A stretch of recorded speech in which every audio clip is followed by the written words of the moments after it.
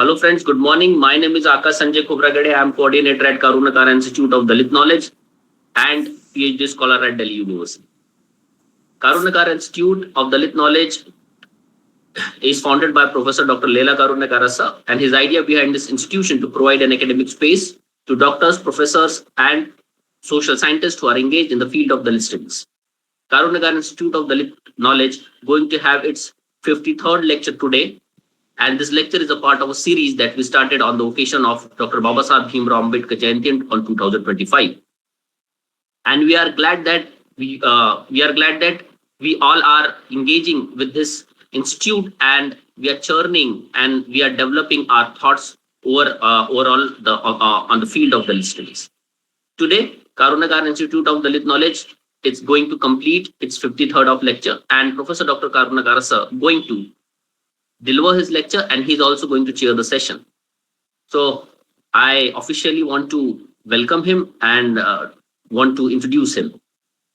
Professor Dr. Karunyakara sir is a distinguished academician, former vice chancellor, and the visionary founder of Karunyakara Institute of Dalit Knowledge.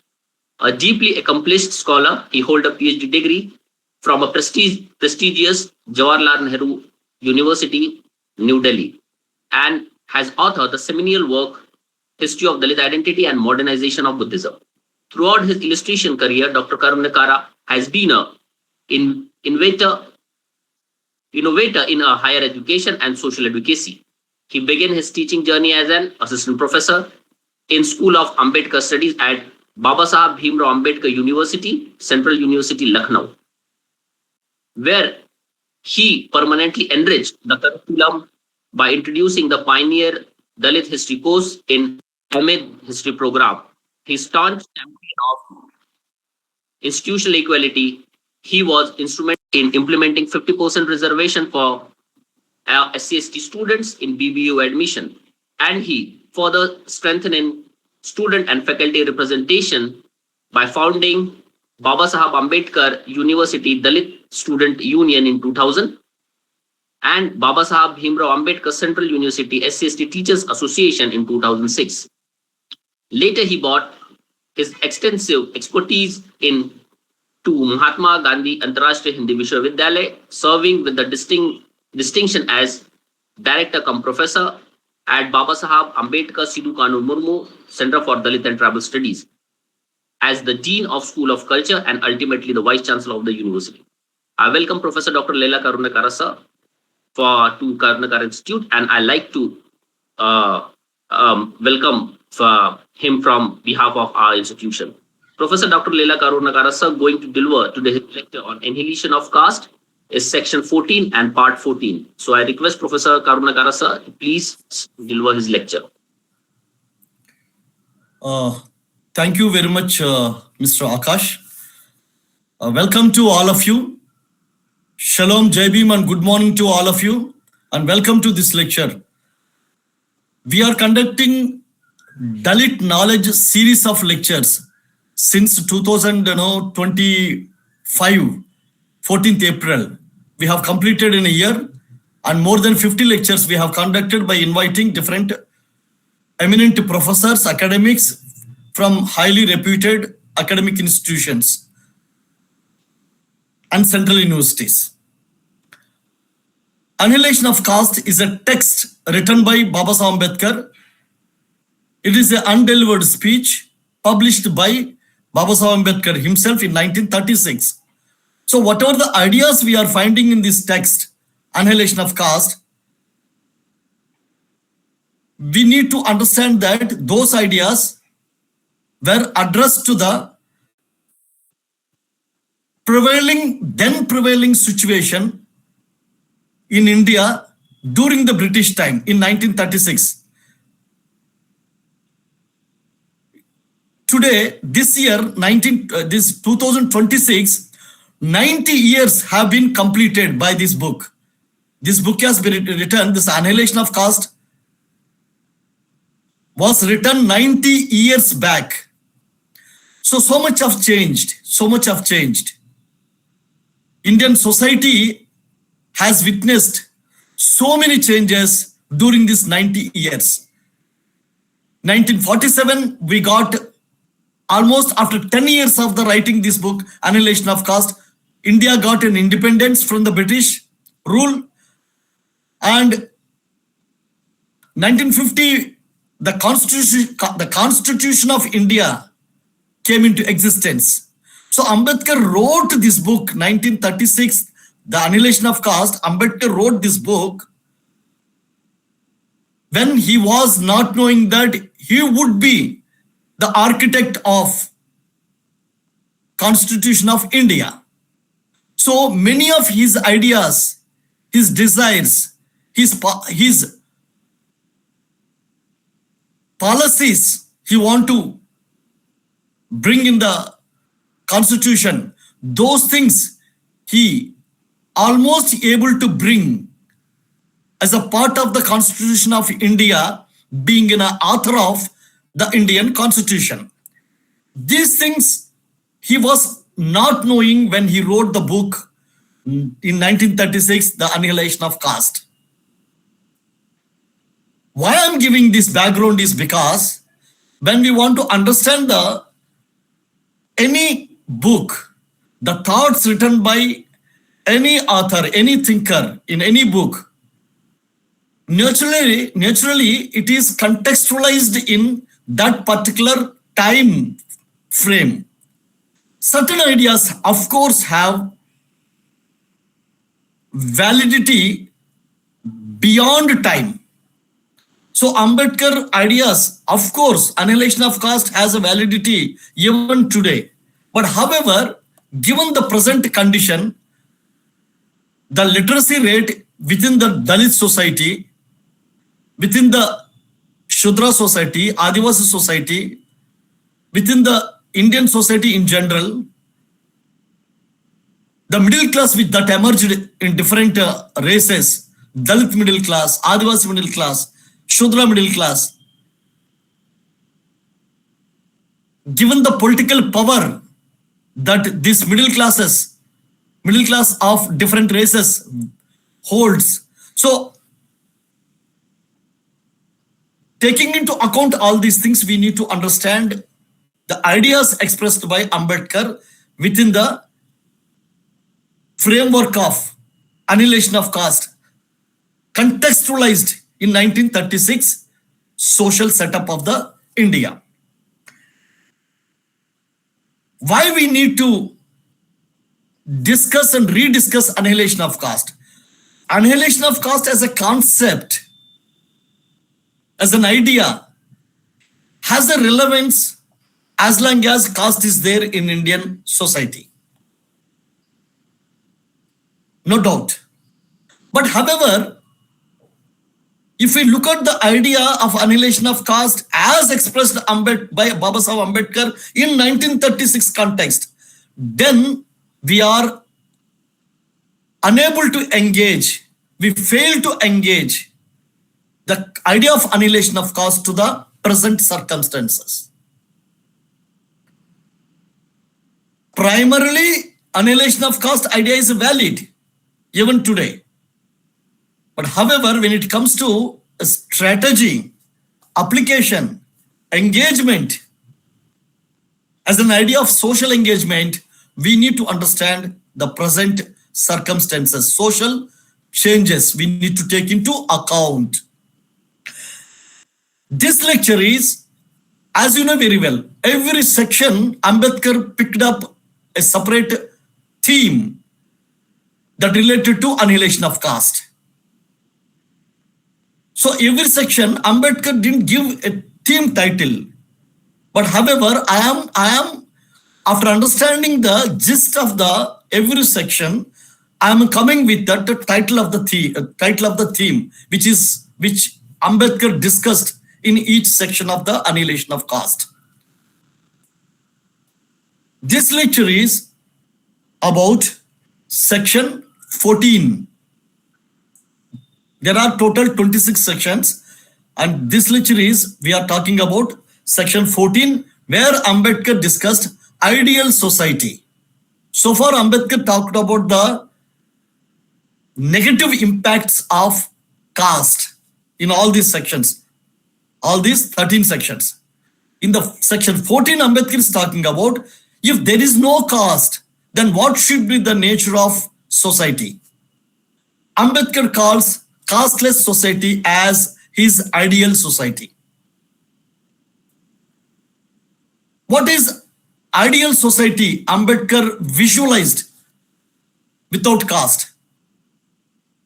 What is the character of casteless society which Ambedkar visualized and called it as an ideal society?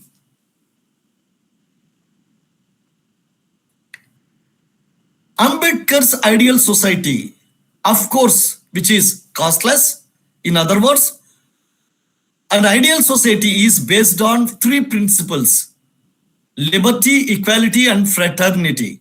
That's what Ambedkar said. Ambedkar's ideal society is a casteless society based on liberty, equality, fraternity. Casteless means casteless by definition itself is a society based on the principles of liberty, equality, and fraternity. What does it mean? If there is a caste in any society, if a society is based on caste, it means it doesn't based on principles of liberty, equality, and fraternity. If you think that today we have still Indian society is based on a caste, it means Indian society is not based on the principles of liberty, equality, and fraternity. If you think that Indian society is a casteless society, then it means Indian society is based on the principles of liberty, equality, and fraternity. That is the meaning of Ambedkar. Ambedkar understanding of the conception of ideal society. Now, how do we explain these three principles? Liberty, equality, and fraternity. As you know very well that these three principles, for the first time in the history, defined in the French Revolution. French Revolution was a political revolution. So when French society expressed the principles of liberty, equality, and fraternity, it expressed in terms of political meaning. The French Revolution defined liberty as a political liberty, equality as a political equality, and fraternity as a political fraternity. Ambedkar defined these three principles in the context of social setup.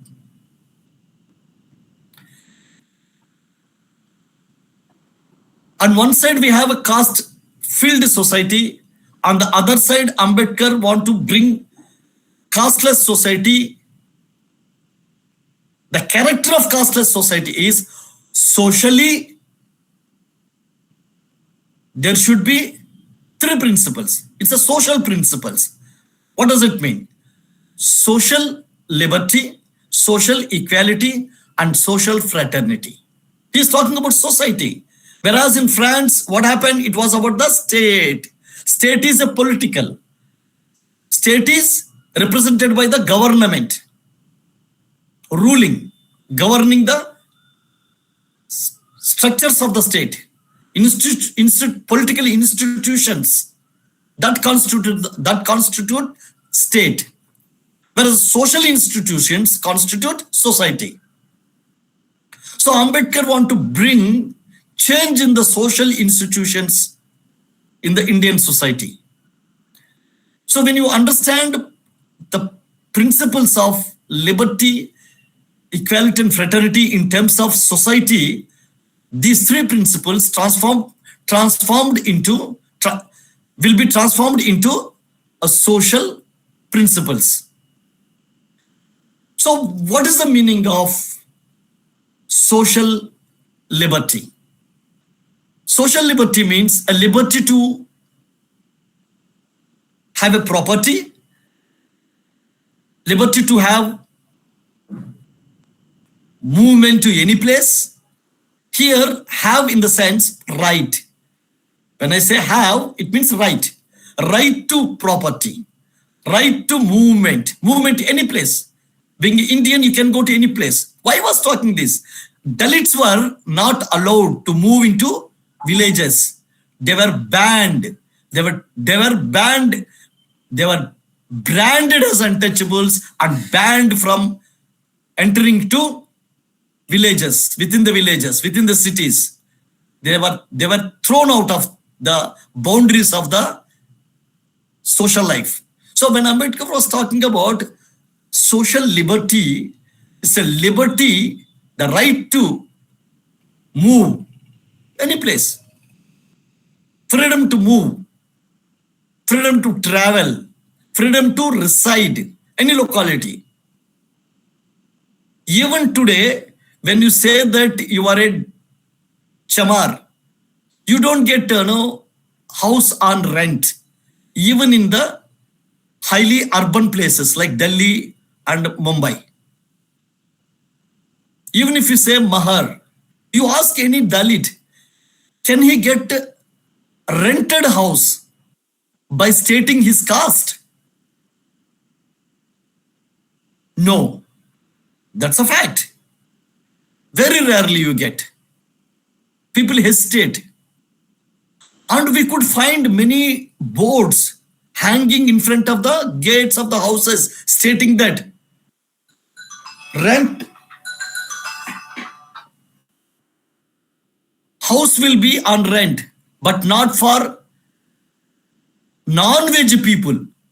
It's a code language. Whole world eats non-veg. And there is no word called non-veg in English language. For your kind information, there is no word called non-veg in English language. It is coined by the Brahminical scholars. There is no word called non-veg. And it's a foolish to say that non-veg. You know why? Because logically, there's nothing called non-veg. All people eat both vegetables and meat. So how do you call non-veg? Non-veg means one who doesn't eat vegetarian. Tell me anyone in the world who doesn't eat vegetables. Tell me. Is there anyone on the earth who doesn't eat vegetables? So how do you say that a person who is eating meat is a non-vegetarian? Why? Because the meat-eating person also eats the vegetables. You can be a vegetarian because you eat only vegetables. But you can't say someone is a non-vegetarian. Why? Because non-vegetarian means one who doesn't eat vegetables. Or there is no one, everyone eat vegetables. Everyone eat vegetables. Meat eaters also eat vegetables. So the word non-veg is, there is nothing called non-veg either in the English language, or it's a foolish word. It's a stupid word, idiotic word. So don't call yourself non-vegetarian. Don't, because you are making yourself fool if you say that yourself non-vegetarian. Why? Because you are eating meat, it doesn't mean that you are non-vegetarian. You are eating meat and also you are eating vegetables. So how could you be a non-vegetarian? Non-vegetarian means a one who doesn't eat vegetables. That's the meaning. Non-vegetarian means one who doesn't eat vegetables. You eat vegetables. You eat meat also.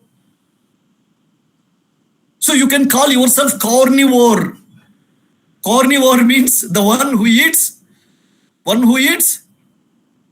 both vegetables as well as meat. There is a Dr. Kishan or someone who is talking about this, very famous doctor. He says that eating meat resolves all your problems. If you eat meat, you don't get many problems. You don't have sugar. You don't have you can keep good health. I shared his what is that his podcast, his link, Mr. Kishan or something. I shared. Could anyone tell me what exactly his name? Whom I'm talking? Dr. Kishle, sir. Dr. Kishle, yes. Dr. Kishle. You just go through his podcasts. His podcasts are very, very informative, knowledgeable. and he is a professional doctor. So eating, so you can call carnivore, food. Carnivore, we are all carnivores. Actually, every human beings are carnivores. Carnivores means both, those one who eats meat as well as veg. See, there are three kinds of animals on earth. If humans also animals, there are three kinds of animals on earth. One animal, like a tiger, lion, they eat only meat. Other animals, like goats, cattle, goats, cow, buffalo, these eat only grass. Only grass. Humans are such an animal, it eats both. Humans can eat grass in the sense, vegetables, plant-based food. What I mean to say, plant-based food. See, there are some animals eat only meat. That's a tiger, lion. There are some animals eat only plant-based food, plants, like, buffalo, the great buffalo, the great pure buffalo eats plant-based food. Cow also eats plant-based food. Humans, they eat both. That's why they're called carnivore. So coming back to our discussion, there's nothing called non-veg. Don't use this word non-veg. It's a foolish word, idiotic word. Yeah, it's a compostarian food, I said. Scientifically, it's a carnivore. Scientific name also there, no? Say, when you say rose is a flower. It has a scientific name. So like that, this composite food, which I coined, Akash rightly pointed out. So composite food means composite both, meat and, vegetables. So same way, it's a scientific name of this composite food is carnivore food. That Dr. Kishle will be helpful to you people, to understand how much, health benefits are there. Eating, more eating, what is that? Meat. Anyhow, coming back to our, what is that? How Dalits are discriminated. Not only Dalits. See, by definition of the casteist society, discrimination, social discrimination is there. Where there is a caste, there is a discrimination. Where there is a caste, there is a discrimination. When someone keep a board, only vegetarians are given on rent. What does it mean? Shudra also discriminated.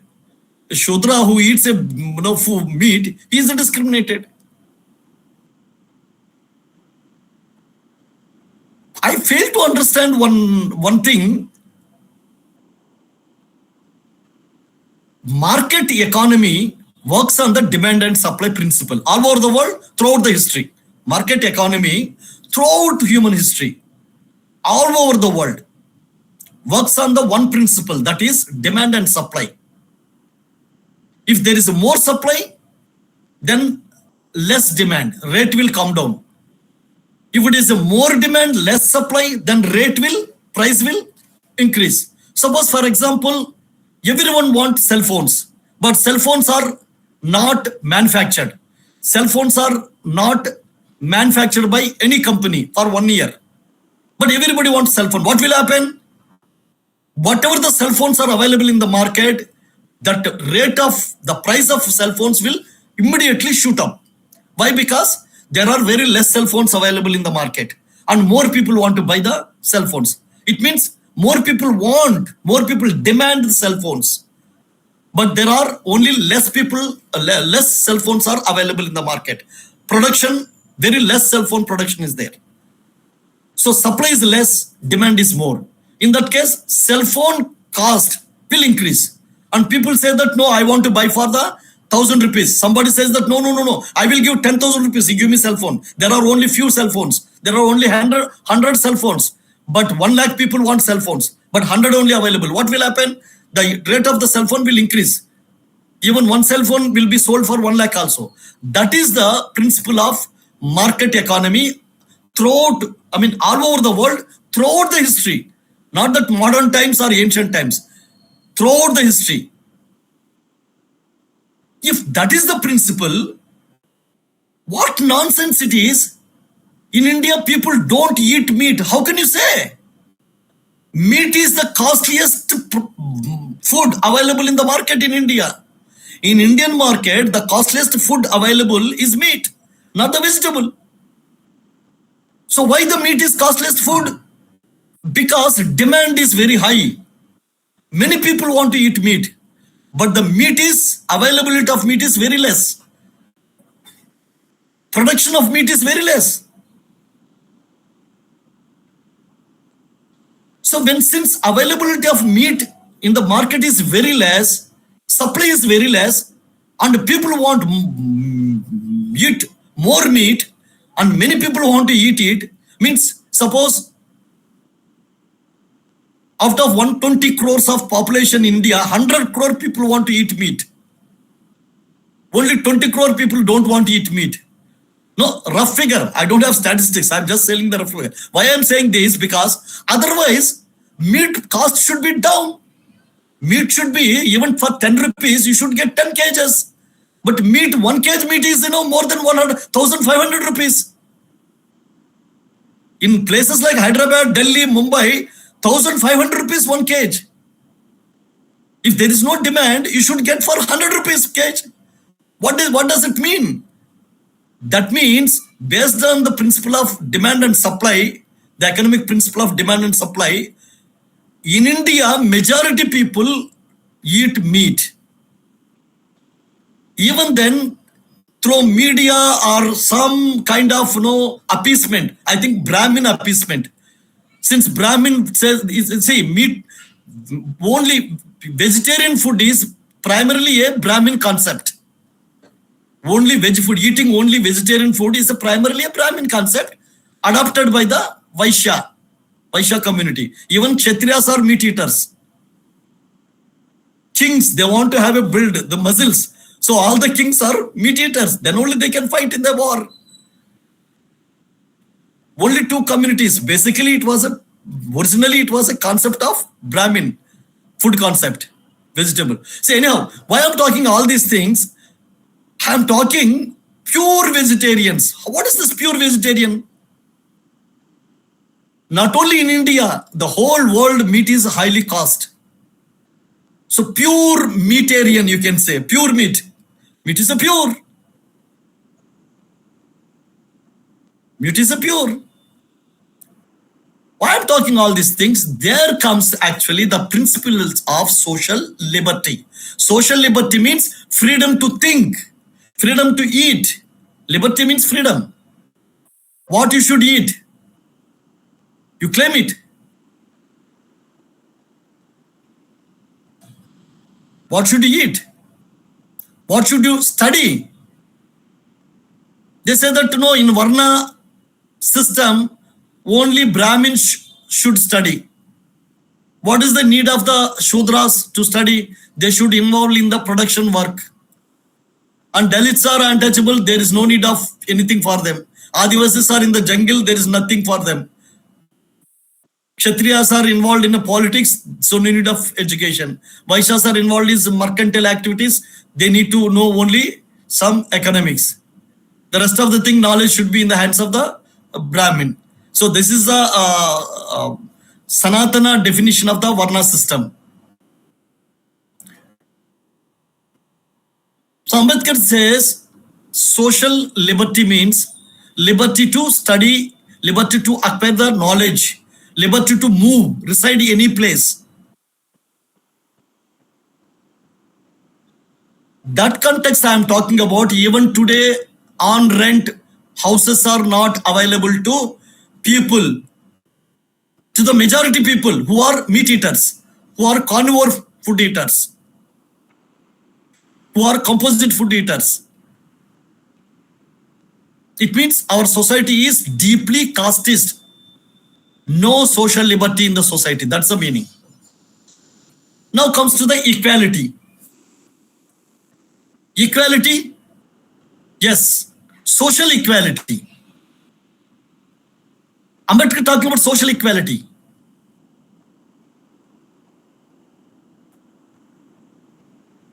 Hebrew spiritualism says that God has created all men equal. This is a Hebrew spiritualism says.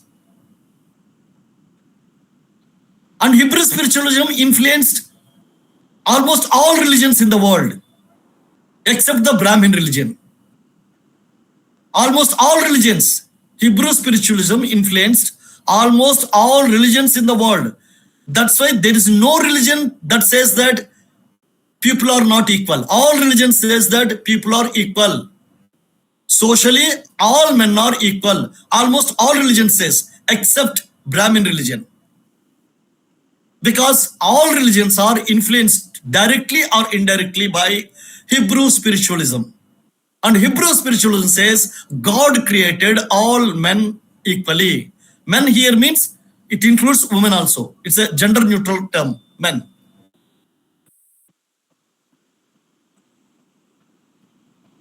And one more thing Hebrew spiritualism says, God created humans in his own image. Means every person, every human is in the image of God he is born. He's supposed to maintain his body neat and clean. He's supposed to maintain his thoughts neat and clean. That's the meaning of the Hebrew spiritualism when it says God created all humans in his own image. There are bad people, there are worse people, there are criminals. How could they be in God image? God created them, but they're not following the God. They have become criminals. They have become bad people. So ideally speaking, God created all humans in his own image means Dalits also created in God's image. Shudras also created in God's image. So everybody is created in God's image. So where is the superior, inferior people? All are equal. To tell all are equal, Hebrew spiritualism says two things. God created all humans equal. God created all humans in his own image. These two philosophical principles convey the message that God wants to create a society which is based on liberty, social equality, and social fraternity. Ambedkar was very much influenced by the founder of Hebrew spiritualism, that is Moses. Since Ambedkar was greatly influenced by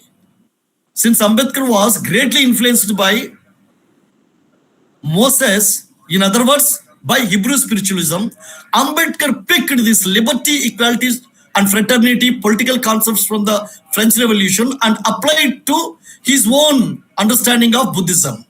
That's why he said that I am taking these three concepts from the Buddha. I don't want to go into deep into how it has got influence. That's a different lecture. What I'm trying to say that section 14 of Annihilation of Caste, Ambedkar talked about ideal society in the sense liberty, equality, fraternity based society. So here I am talking about the second concept, that is equality. He is talking about social equality. Ambedkar of course says that equality is, in other words, Ambedkar accepts the fact that all men are not equal. Yes, economically all men are not equal. Some people born in, birth is not in your hand. Birth is not in your hand. Death also not in your hand. These two natural things not in your hand.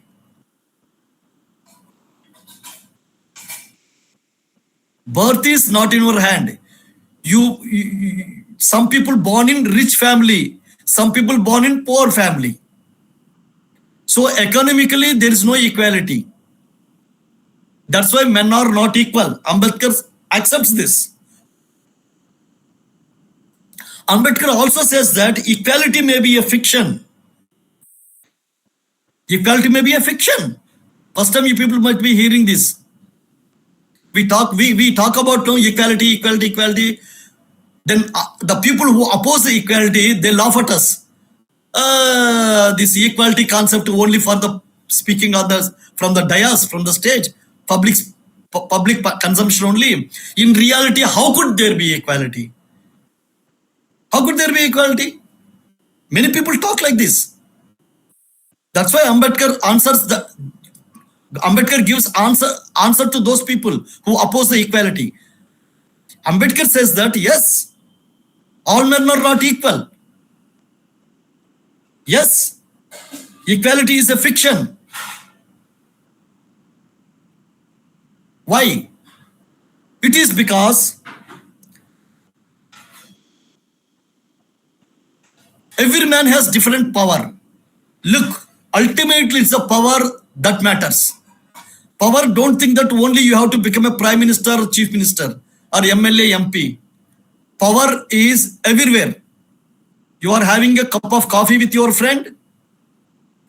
You are trying to influence your friend. It means you are using your power. That's the meaning. So power, unfortunately, defined only in terms of politics. Power should be basically, fundamentally, it should be understood in terms of social interaction, social influence. That's why I'm telling you, this is the age of social media. Social influencers are there. So the fundamental principle of society is social power. Only Brahmins has that social power. But with the arrival of with the execution of Constitution of India and arrival of the modern technology, particularly today's the age of social media, whoever engages the social media are trying to influence the society. Opinion. You're supposed to be an opinion maker. So don't think that those who are using the social media or those who are becoming the social influencers are useless people. No. No.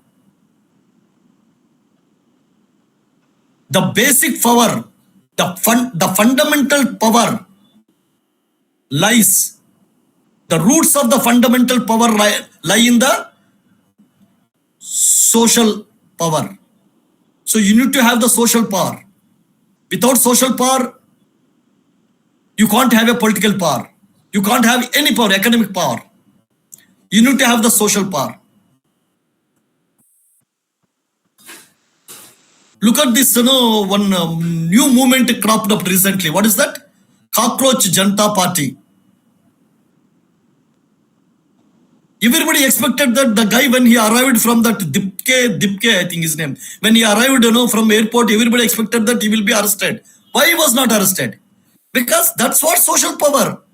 That why I'm giving this example, because social power is more powerful than the political power. That's what I'm telling you. Because the roots of the political power also lies in the social power. Political power is very strong and dominant. Even then, the political power unable to arrest Mr. Dipke. What's his name? Could anyone tell me? What's his full name? Dipke. Dipke. Dipke. Huh? Dipke. Abhijit Dipke. Yeah. This Abhijit Dipke, when he arrived, everybody expected that he would be arrested. But he was not. And he got a permission. Normally, you have to go to police station. You have to give in a written application to get a permission for any dharna, any meeting in the public place. You know what happened? Police came to the airport. Even before he gave in writing, police came to the airport and they gave the permission to the Mr. Dipke. Now, why I'm giving this example, and why I'm giving this example, being a social scientist, I have to give examples from the society. We are talking about society. We are talking about the Liberty-Equality-Fraternity, about the society. Here, what I'm trying to say that you people think that political power is a very political power is it seems to be dominant because it gets more media attention, and you get immediate results in the political power. If political power wants to arrest anyone, immediately it can arrest. You can see the political power the visibility of the power is greater in the political power. That's why we all think that political power is a more important. We think like that. But no, even the foundation of the political power is the social power. That's why I'm giving the example of Mr. Dipke. When Dipke arrived at the airport, without even giving in writing to the police that he wants permission, police themselves came to Dipke and gave the permission. What does it mean? It means that social power is more stronger than the political power. That's the meaning. Mr. Dipke have social power. So whoever having social power, look at the Brahmin. Now I come to the serious example, the historical example, Brahmin. Look at the Brahmin community. Brahmin race is very smallest race in comparison to many races in India. It's a smaller than the Adivasi race. Dalit constitute 15%. Adivasi constitute 7.5%, half of the Dalit. But Brahmin, it is a half of the Adivasi. It's below than that. Smallest race. Only in Uttar Pradesh you have a larger number of Brahmins. No other state. Brahmins can't influence politics in any sense, in any manner, in any state, except in Uttar Pradesh.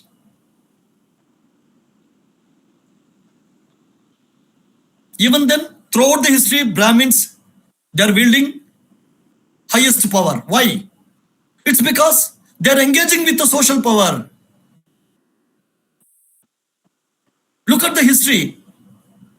Whoever is a king, there were Kshatriya kings, there were Kshatriya rulers, there were even Buddhist ruler, Pushmitra, Brihadrata Maurya. His chief minister was, who was that? His chief soldier, his chief, what is that, army chief was, it was a Brahmin, Sunga, Pushmitra Sunga. So even during the Buddhist rulers' time also, Brahmins were there in the big position, important position. Throughout the history, whether be it a Buddhist rulers, be it a Hindu rulers, be it a Muslim rulers, be it a Christian rulers, even be it a Dalit rulers, Mayawati. When Mayawati was a chief minister, it was a, what is his name? Satish Chandra Mishra. He was the dominant personality in the government. So why it is so? Why Brahmins always in the important positions, whoever the rulers? Because Brahmins always engaged with the social power.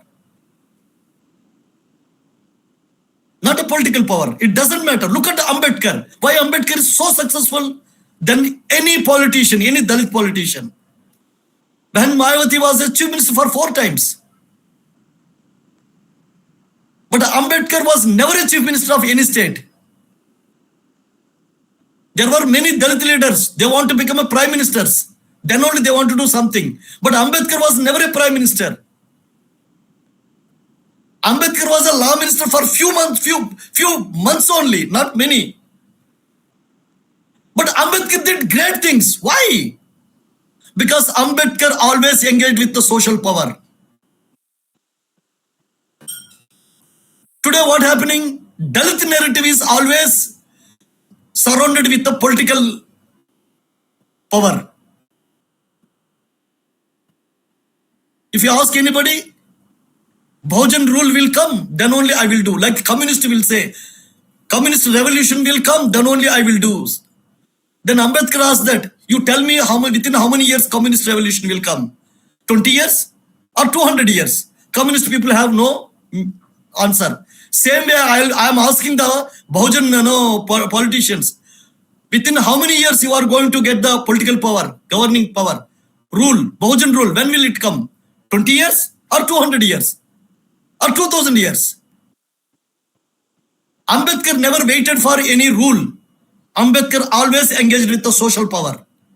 Ambedkar power is a social. Otherwise, what is Ambedkar? Who is Ambedkar? Why Gandhi suggested that to Nehru and Patel that you make Ambedkar to come to the Constituent Assembly?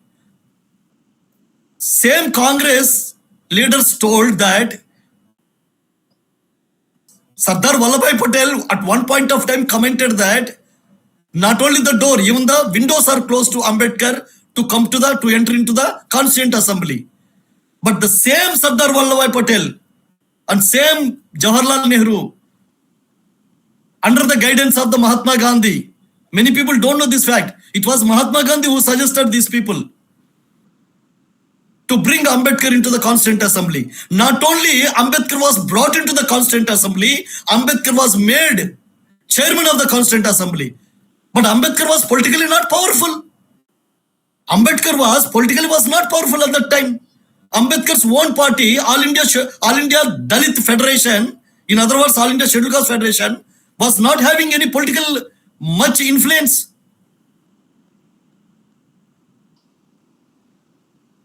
Then why Ambedkar was given that much important? It was because Ambedkar was always representing his Dalit society.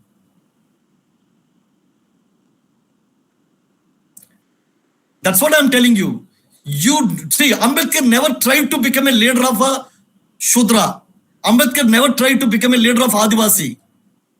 But Ambedkar always worked for the Shudras and Adivasi and all people. But Ambedkar gave a space for Shudras to lead by themselves, for Adivasi to lead by themselves. Today what happening? Today Dalits are trying to become a leaders of Shudra. Dalits are trying to become a leaders of Adivasi in the name of Bahujan. No. Let the Shudras have their own leadership. Let the Adivasi people have their own leadership. Let us have our own Dalit politics. We can coordinate with, we can associate with. KIDK prime idea is to conduct these lectures to reconstruct Dalit society. It doesn't mean to ignore the Shudras and Adivasi, the whole Bahujan concept. No, not to ignore. To guide the Dalits, to guide the Adivasi and Shudras also. But let the Shudras have their own leadership. Let the Shudras reconstruct their own society. Let the Adivasi reconstruct their own society. So KIDK model is totally Ambedkar model. Now, coming back to the question of that equality, Ambedkar said that equality is a myth. Equality is a myth. It's a fact. All men are not equal. Why? Why equality is a myth? Why all men are not equal? Ambedkar says that power, because everybody has different power. Just because of somebody born in some good family, that family has a nutritious food, healthy food, tall, good looking. So children also taller, good looking, healthy. So this is called physical heredity. Second one, social inheritance. Social inheritance means forget about the caste for time being. Forget about who is the superior caste, who is the lower caste for time being. Even in the European society, there is a social inheritance. Means if you are in the rich family, naturally you will get advantage. You have a network with the big people. Suppose you are studying in the Oxford University or Cambridge University or London School of Economics and Political Science or Harvard University. What will happen? Your friends will become chief ministers, prime ministers or cinema actors because only those children must be studying in that university. This is called social inheritance. Why are you able to study in such a big universities? Because you also born in such a good family, they can offer you quality education. So this networking, social networking happens because of your family background. You are studying in such a school, such a college or such a university where a people from a poor background come there. They may be meritorious and capable, but the percentage of successful rate to occupy higher positions lie with such a universities where rich people study. Why? Because they have By birth, they have advantage of social networking. This social networking is the real advantage to become economically powerful, politically powerful. Dalit society, what lacking is social networking. Forget about Dalit society having the networking with the Shudras, Adivasis or Brahmins. Dalit society doesn't have even networking within the Dalit community. You don't know who is Dalit IAS officer. There is a Dalit chief minister, but you don't have contact because there is no networking. That's why what happened, many Dalits after becoming chief minister, after becoming IAS officer, after becoming vice chancellor, they don't work for Dalit community because they never experienced Dalit social networking. So the main important cause of the backwardness of any society is that lack of social power. You need to have, how to get a social power? You need to have a social networking. First, that's why I'm saying Dalits need to build, reconstruct Dalit society. There must be social networking between Chamar Dalits, Mahar Dalits, Mala Dalits, Madhga Dalits. Mala Dalits, Madhga Dalits, they fought with each other like anything, like born enemies for so many years, for almost like 25, 30 years. Why it happened? It happened because there is no social communication. We are talking about networking, social networking between the Dalits, Adivasi and Shudras, which is called Bahujan networking. That's fine. But without addressing the problems within your own family, you want to have a friendship with your neighbor. In your own family, you are fighting with each other. But you want to have a friendship with your neighbor. Shudra is your neighbor. Adivasi is your neighbor. You want to have a friendship with your Shudra and Adivasi in the name of the Bahujan unity. But what about your own family unity? In your own family, Chamars are fighting with the Pasis and Pasis are fighting with the Chamar. And Mahars are fighting with the Matangs are fighting with the Mahars. Mala Madhgar fight there. Paraya Pallan fight is there. So first have the social communication within your own family. Then you can have a Bahujan unity. Without Dalit unity, where is the Bahujan unity? Bahujan, the Shudra and the Adivasi, they are your neighbors.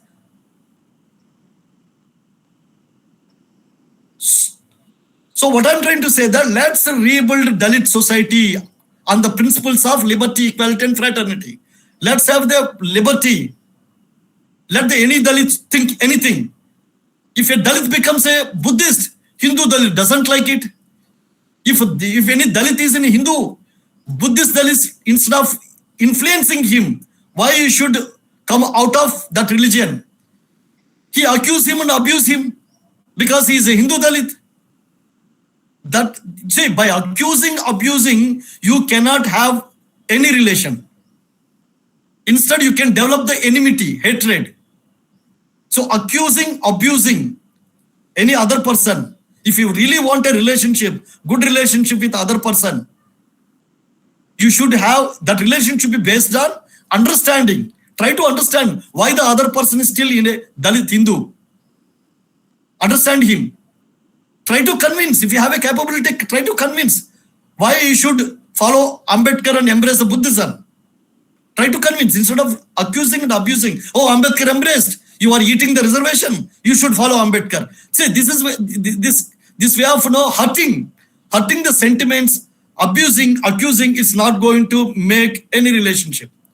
So Dalit society, what is basically lacking is there is a lack of social relationship. In Nagpur, I have seen that there are many Mahars who embrace the Christianity. They are Mahar Christians. But Mahar Buddhists, they deadly, against these Mahar Christians. Forget about the Mahar Chamar problem or Mahar Pasi problem or Matang problem. Within the Mahar, religion is dividing. We don't even have common sense that by abusing, accusing, by hating our own people, we cannot have any relationship. Ambedkar says that social liberty. So where is the liberty? You are not accepting your own people embracing the Christian religion, embracing the embracing the Buddhist religion. There are many people who hate just because of the other person is not of his religion. First, we need to understand that Dalit society is a mini India. Whatever you reflected social reality in Indian society, the same reality you can find in the Dalit society. Dalit society, same like India, Dalit society being a mini India, it has many religions. It is divided into many religions. Dalits belong to many religions. There are Hindu Dalits, Buddhist Dalits, Christian Dalits, Sikh Dalits, and even Muslim Dalits. If you are really true Ambedkarite, believe in the principle of social liberty. Everybody has the freedom to embrace any religion. If you don't like other religion, try to influence, try to convince a person to embrace the religion which you want. But don't abuse and accuse. That is against the principle of liberty. Equality. Never think that Chamar is superior to Pasi or Pasi is superior to Chamar. Or never think that Mahar is superior to Matang or Matang is superior to Mahar. Never think the same way Mala is superior to Madiga or Madiga is superior to Mala. Or Paraya is superior to Pallan or Pallan is superior to Paraya. I'm just quoting only a few castes within the Dalit race. All castes are equal. All Dalits are equal. Hebrew spiritualism says that all people are born equal. All people are born in the image of God. So what's the problem? The problem is that we don't believe in the Ambedkar thought, which we claim that we are Ambedkarites, but we don't believe, we don't follow in true sense what Ambedkar thought is, what Ambedkar principles. Liberty-Equality-Fraternity in terms of social, and we talk about changing the Indian society. There are many societies in India. Indian society is a political concept. Indian society is a political concept born in 1950 under the Constitution of India, bound by the law of the India. What is before that? Before that, what exists is there are many societies. Because society is a social construct, not a political. Society is a social construct. When you say society in singular, then it's a political. There are societies. It's a plural. It means it's a social. And society by definition is a social. It means when you say society, you are referring to societies. There are many social constructs. Ambedkar says that every caste is a society. But if you want to make a broader terminology, race also social term, caste also social term. If we annihilate the caste, casteless society means what is then that society? Racial society. Because race is a social term. You can't have a religious term because religion can't make any society. Because society by definition is social, not religion. That's why in Dalit society there are many religions.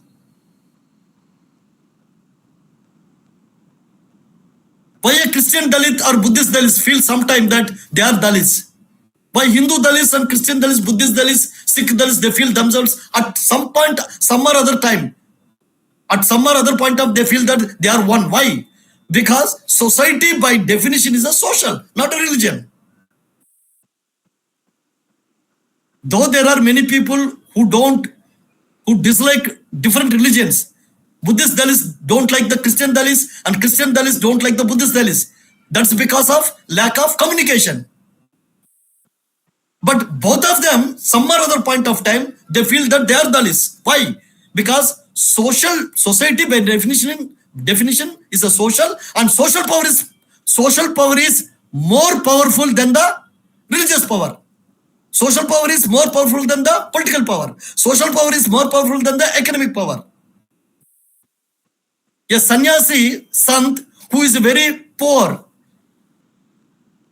he is roaming without even chappal.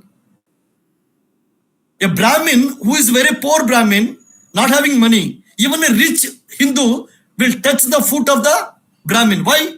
Because economic power is weaker. A rich person, even then he touches the poor people, a poor person who is a sant, who is a saint. It is because economic power, even if he is a millionaire, billionaire, it is a weaker in front of the social power. Social power is the primary power, the root power, the foundation power to religious power, economic power, and political power. Dalit society, without building this foundational power, that's a social power, without having relationship with every Dalit, without having social connectivity, social network, and without creating the social influencers, social thinkers, you cannot have. The best way of creating the social capital is to have a food with each other. That's why Pavitra Dalit Parivar, we created biryani food festivals. Why it is so? To create because there is a saying, a family that dines together, that eats together, lives together. Family, there are many problems in the families. You see, there are many problems in the family. Why? Because they don't eat together. Husband will eat sitting in front of the TV. Wife will eat in the kitchen itself. Mother will eat. Father will eat. Grandfather will eat somewhere. Grandmother will eat somewhere. So that family will collapse. If all the people are sitting together in the dining table, on the dining table, and eating together, that family will live. That family stay together forever. Same is the case with the society. Chamar will eat their own Chamar festivals. Pasi has their own Pasi. You celebrate. See, that's what they say. Ambedkar says associated living. What is the meaning of associated living? Associated living means not only having a common things, you need to share the common things. Say, for example, we all celebrate Ambedkar Jayanti. We all celebrate. Mahar celebrate Ambedkar Jayanti, Chamar celebrate Ambedkar Jayanti, Mala, Madhiga, all Dalits celebrate Ambedkar Jayanti. But we celebrate Ambedkar Jayanti not with others. What does it mean? Chamar will celebrate Ambedkar Jayanti in the Chamar locality. Mahar will celebrate Ambedkar Jayanti in the Mahar locality. Pasi celebrate in the Pasi locality. Mala celebrate Mala locality. Madhiga celebrate Madhiga locality. Paryapalan also celebrate in their own localities. What you have to, you have a common things, but you don't have shared things. Then you don't have, what do you don't have? Fraternity. Now I'm talking about the fraternity. The third concept. Fraternity is the foundation of society. Fraternity is the more important than the equality and liberty.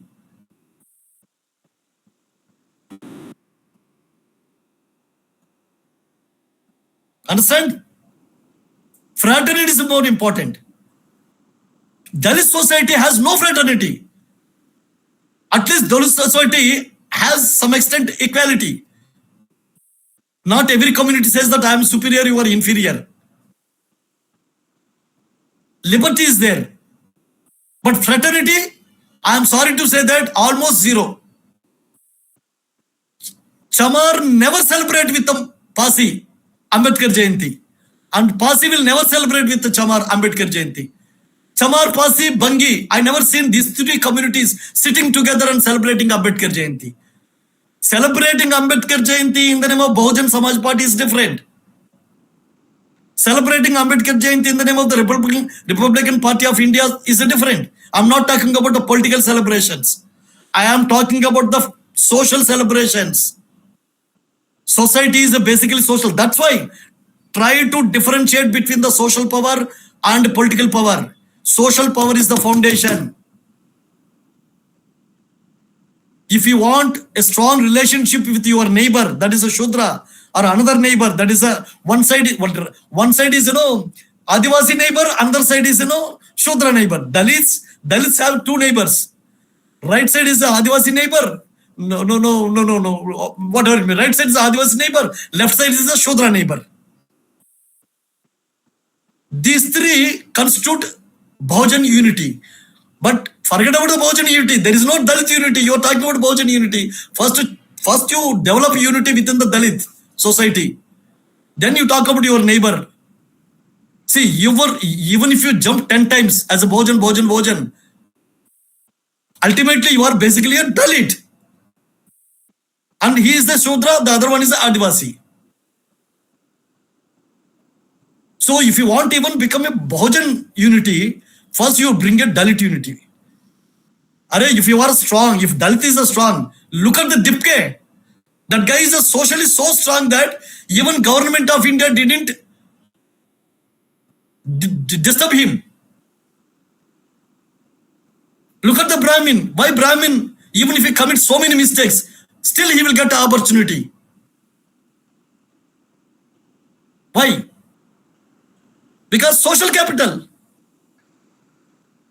If Mayawati becomes chief minister, Satish Chandra Mishra will come and happily talk to the Bahan Mayawati.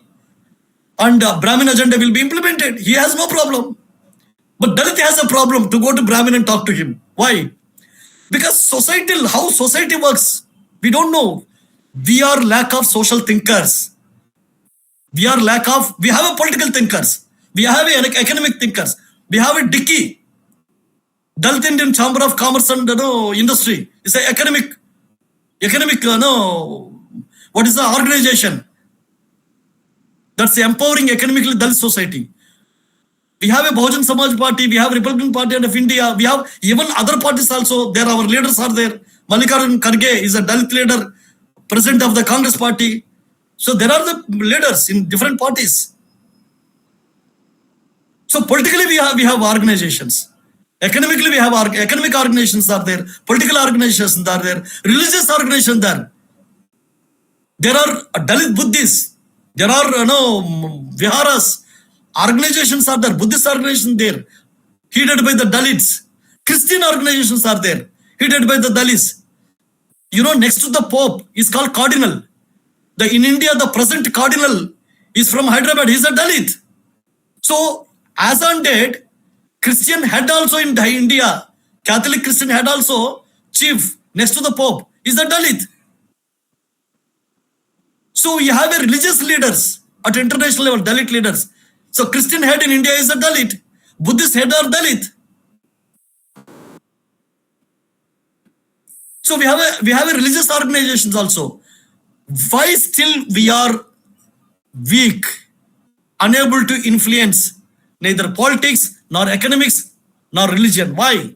It is because we have fruits, we have a tree, but the tree is collapsed. There is no roots. The roots is social power.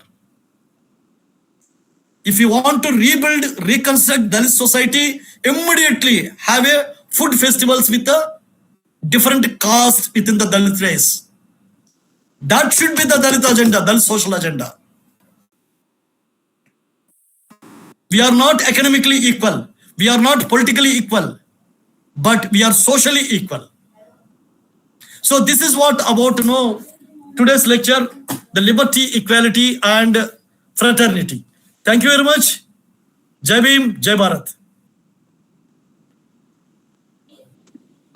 Thank you, sir. Thank you, sir, for giving today's a wonderful lecture to all of us related to liberty, equality, fraternity, and the society, and how the Dalit society should build in around these three important concepts, which given by Dr. Ambedkar.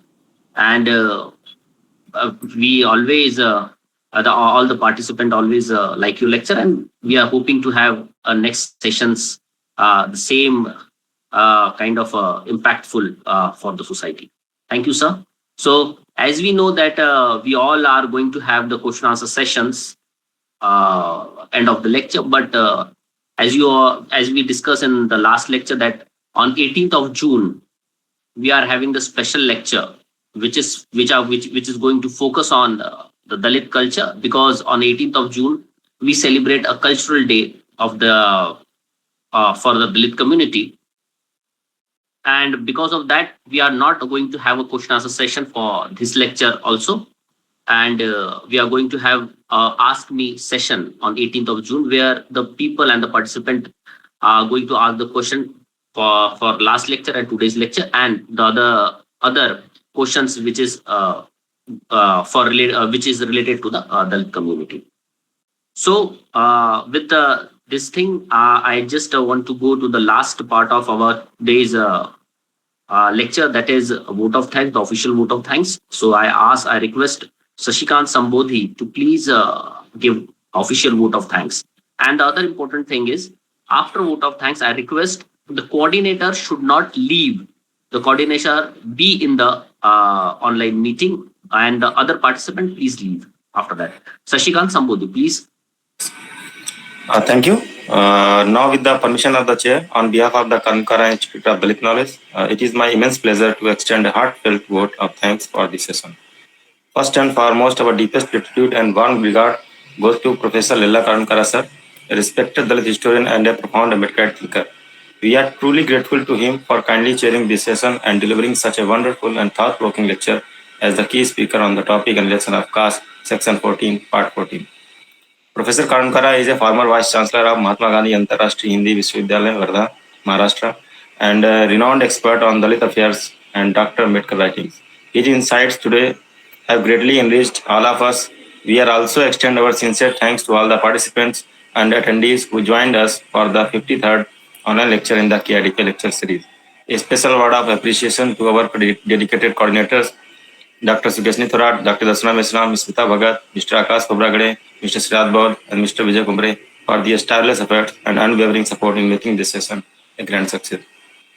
This lecture series, which we began on last year on the occasion of Ambedkar Jayanti 2025, continues to be a powerful platform for spreading Dalit knowledge, critical ideas, and new perspective in the field of Dalit studies. Thank you once again to everyone for your active and valuable participation. Before we conclude, please don't forget to subscribe to Dalit Knowledge YouTube channel, where the recorded session will be uploaded shortly. The session is over.